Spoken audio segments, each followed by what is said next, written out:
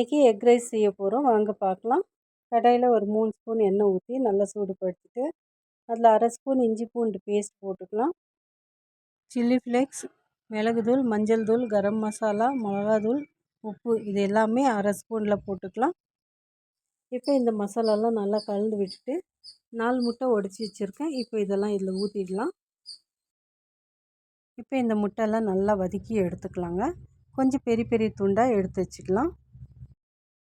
இப்போ அதே கடாயில் 2 ஸ்பூன் எண்ணெய் ஊற்றிக்கலாம். எண்ணெய் நல்லா சூடாயிடுச்சு. 1/4 ஸ்பூன் சீரகம் போட்டுக்கலாம். 3 பச்சை மிளகாய் போட்டுக்கலாம்.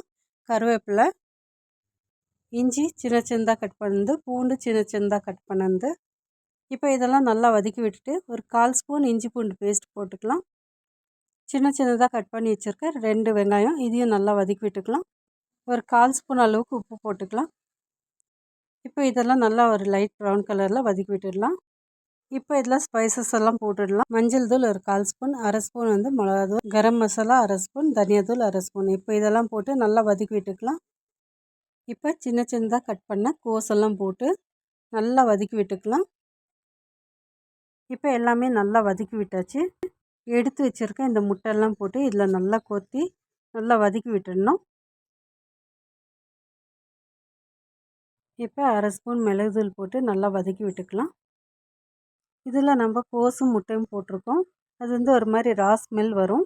பெப்பர் போட்டு நம்ம ஃப்ரை பண்ணும்போது அந்த ஸ்மெல் இருக்காது. இப்போ ரைஸ் எல்லாம் போட்டு இதில் கலந்து விட்டுக்கலாம். எல்லாம் நல்லா கலந்து விட்ட பிறகு நல்லா ஃப்ரை பண்ணணுங்க.